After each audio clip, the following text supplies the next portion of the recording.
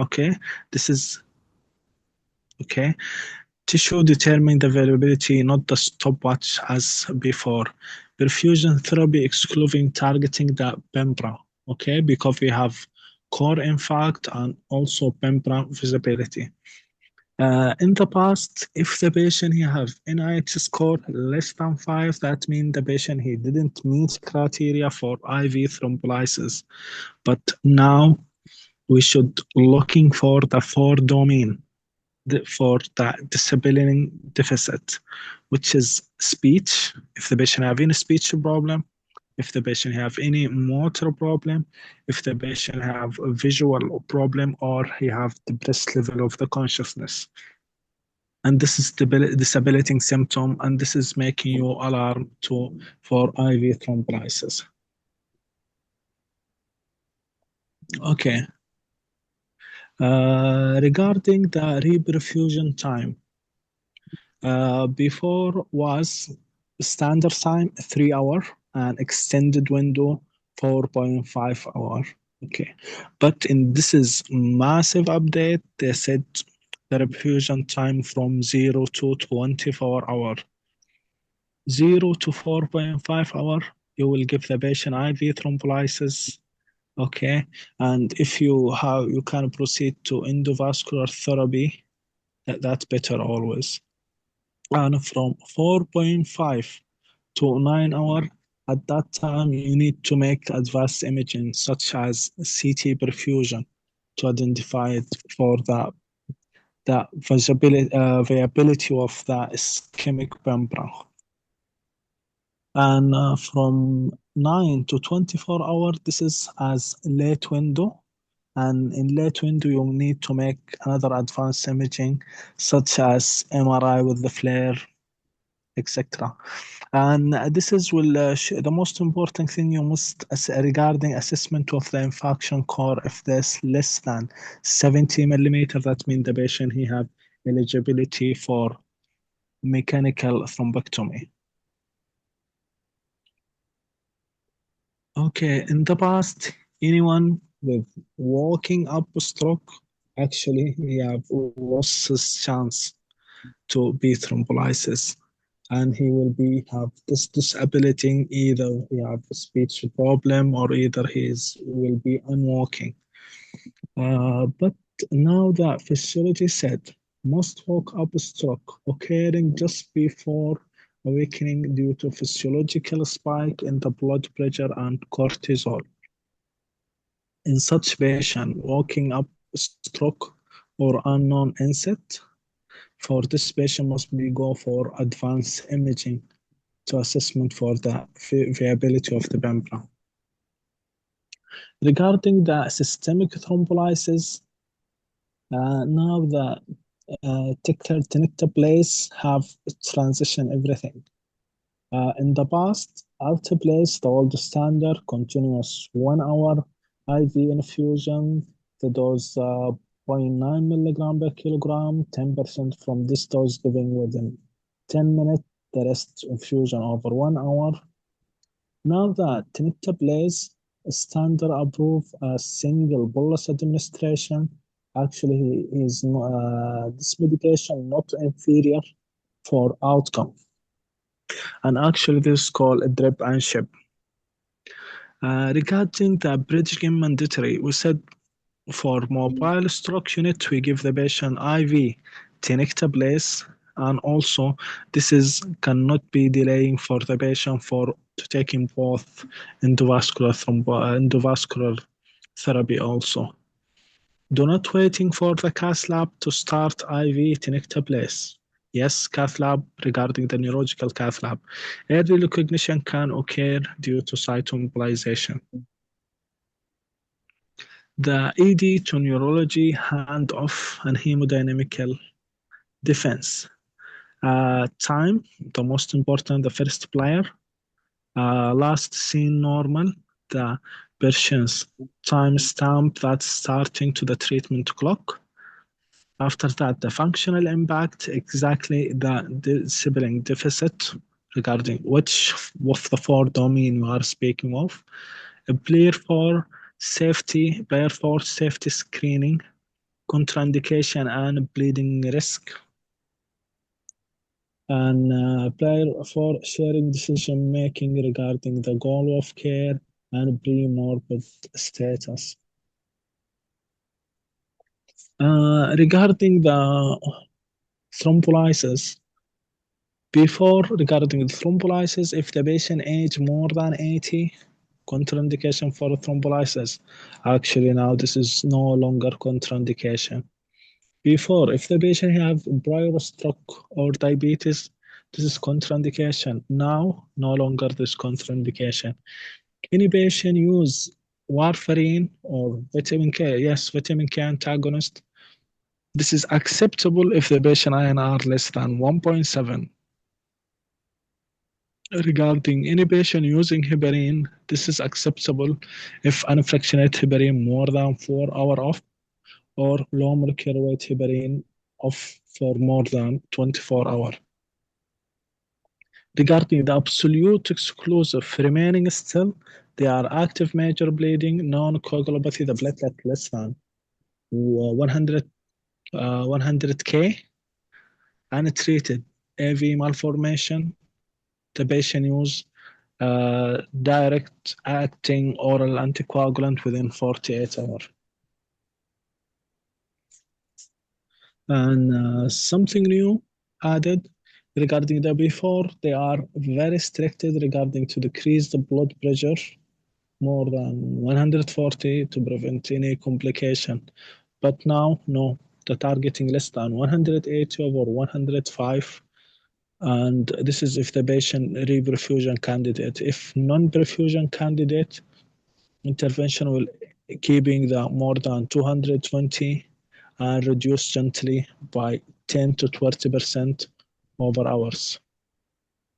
And also, we should preventing the hypotension because this lead to much complications such patient. There is any question regarding the stroke?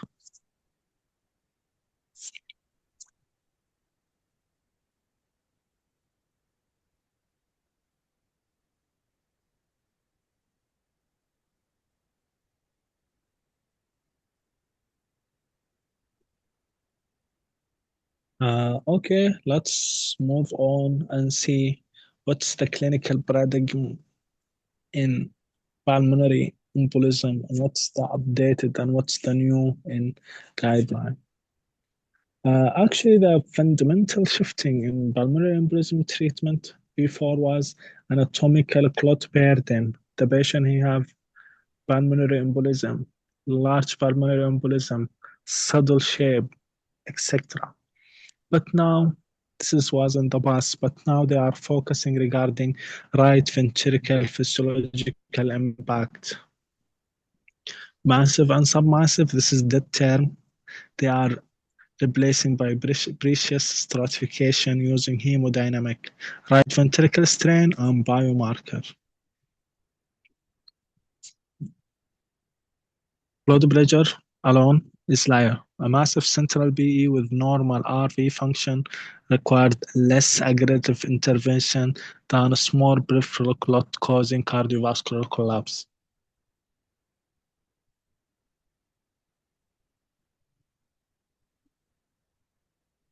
Okay, we are speaking with the A to E stratification system. Actually, they are classified type A, B, C, D, E. Type A, this is subclinical, incidental, and the patient asymptomatic. As such patient, this is patient discharging from ER. Type B, this is symptoms and low severity index. This patient is meeting the criteria for early discharge from the hospital. Regarding the category C, this is have a subclass C1, C2, C3. Actually, regarding the C1, this is only elevated severity index, either using pulmonary embolism severity index or simplified pulmonary embolism severity index. Regarding C2, this is either elevating for the biomarker or RV strain. C3, this is have both elevating biomarker enzyme and also RV straining. Regarding the category D, uh, regarding the category A and B, this is have not too much issue. But regarding from the C3 and D1, D2, and E1 and E3, this is what should we are focusing on. And also in such case, we are must be escalate the aggressive treatment and aggressive management. Regarding the D1, only the patient he have transient hypotension. D2, this is going with the pre-shock indicator, either elevated the lactate more than 2, or acute kidney injury, or altered mental state, or cardiac index less than less than 2.2. Regarding the category E1, this is persistent hypotension with cardiogenic shock, refractory shock. This is category E1. Regarding the management escalation, we should to consider in our mind from the C3 to E2. This is either systemic lysis or either catheter-directed lysis or mechanical thrombectomy or surgical thrombectomy.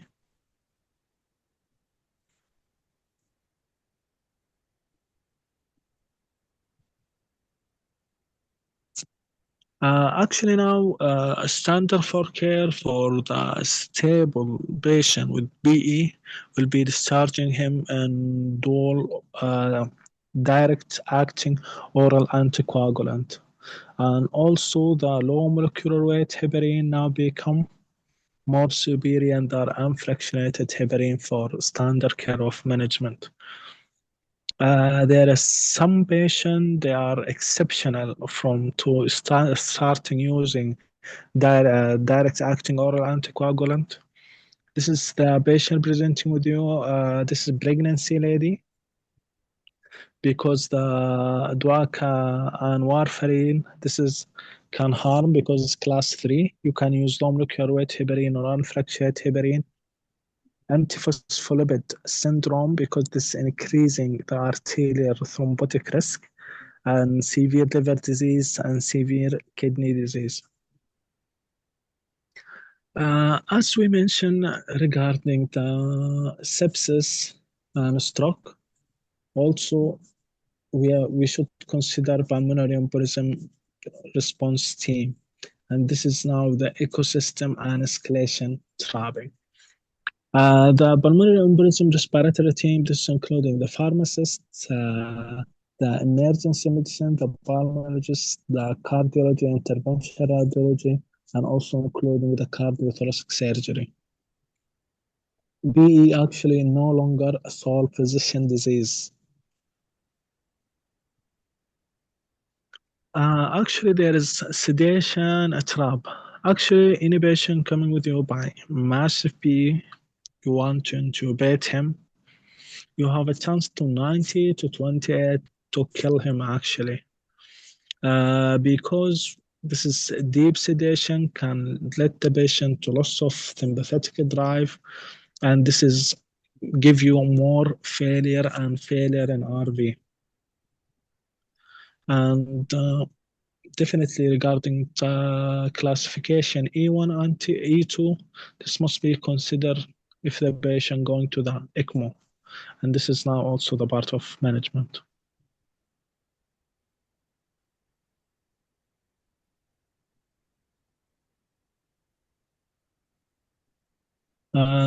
Okay, we are regarding the discharging the patient. We are discharging him. We give him follow up within 1 week, within 3 to 6 weeks to assess him if we want to stop this is anticoagulant or continue the anticoagulant. And also after 1 year, we should screen him regarding the chronic thromboembolic pulmonary disease or chronic thromboembolic pulmonary hypertension.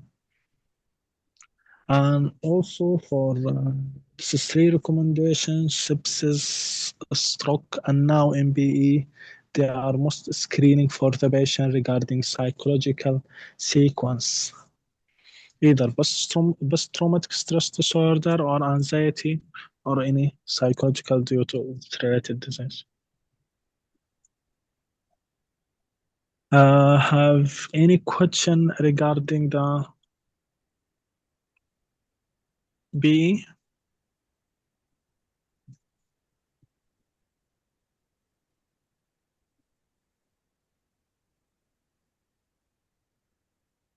Okay, thank you. There is some point I want to add it regarding any part of topic we are discussing now. Actually, regarding the stroke now, they are starting to uh, making a trial regarding using of the new factor activated factor 11 inhibitor. The name of this drug, asindaxine. Okay, and this is mainly using an intrinsic factor to decrease the risk of bleeding. Until now, the drug under the study from 2023 actually. Regarding sepsis, regarding the IV antibiotic in sepsis exactly, now recommend to give the patient beta-lactam infusion, not boluses. And now finally we are speaking regarding one of the most common cases presenting in our emergency, the patient presenting due by palpitation. First of all, he called the ambulance. Ambulance came, transfer him in the road. They came to triage. They are waiting the triage. After triage him, they make 12 lead ECG, shifting to RR. Doctor nurse is inserting cannula and try for him divot maneuver. After that, they give him adenosine. After that, they come the cardiologist to see him. After seeing him, they discharge him. Actually, this is too long story. Okay, regarding the retaining of control, now hospital dependent module. As I mentioned, as I repeated now, all this is happening for the hospital dependent module. Okay, in demand paradigm, intervention at home or anywhere. The route intranasal spray. Actually, what this is the magic agent? This is we call a tripamil, 17 milligram. Actually, this is patient autonomy, patient administrating on symptom onset. Actually, this make transformation for paroxysmal supraventricular tachycardia from the medical emergency requirement hospitalization in manageable condition, retaining system controlling, and give the patient the system to controlling his disease.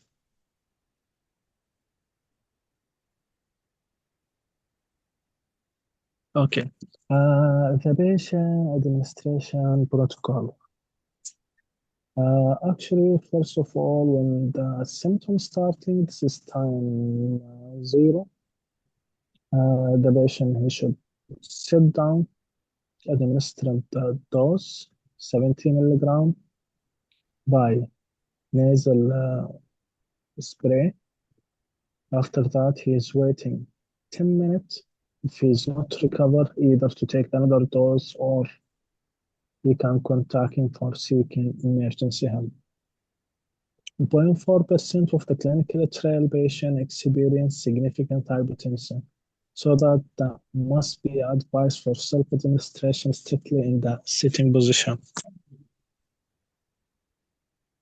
Uh, Actually, this medication contraindication in any patient he have heart failure, NIHA class 2 to 4, WBW, or any manifestation of pre-excitation syndrome, six sinus syndrome, also this contraindication, second degree AV block, Mobitz type 2 or higher degree, the patient known to be hypersensitivity to calcium channel blocker.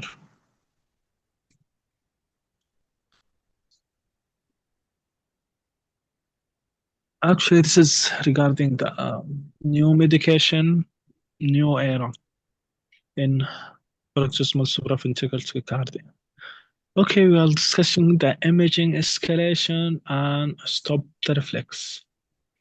The clean scan illusion in stroke. This is early small core presentation frequent. This is as normal in non-contrasting CT. The dangerous normal CT, non-contrast CT, and CT does not exclude ischemic stroke. Rarity, small core infarction present distal occlusion. This can be cause to initiating. We should remember the window 4.5. And regarding the pulmonary embolism, we are using too much for CTPA utilization. And actually, this is not change anything in BE patient in the risk for mortality because the increased utilization, this is increasing, but same mortality. So that we are identifying more, but we are not treating smart.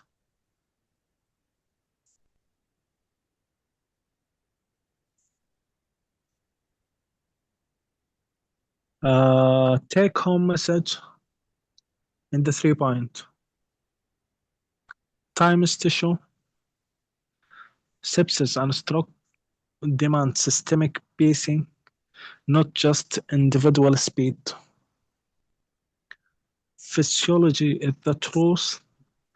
Pulmonary embolism is defined by RV ventricle failure, never just anatomical clot. Finally, autonomy is the future. Adventure in pulmonary in paroxysmal supraventricular proving the highest form of the empowering of the patient outside our wall.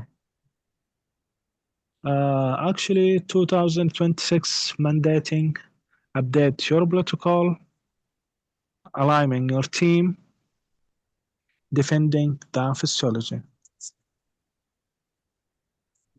Have any question?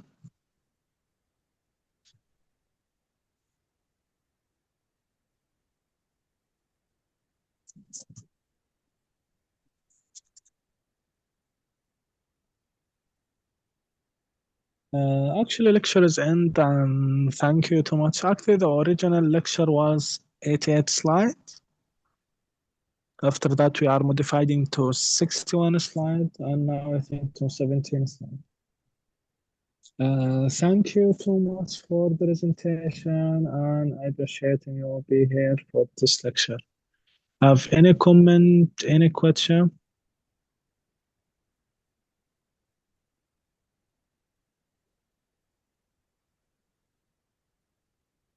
Goodbye and see you in the another lecture. Thank you.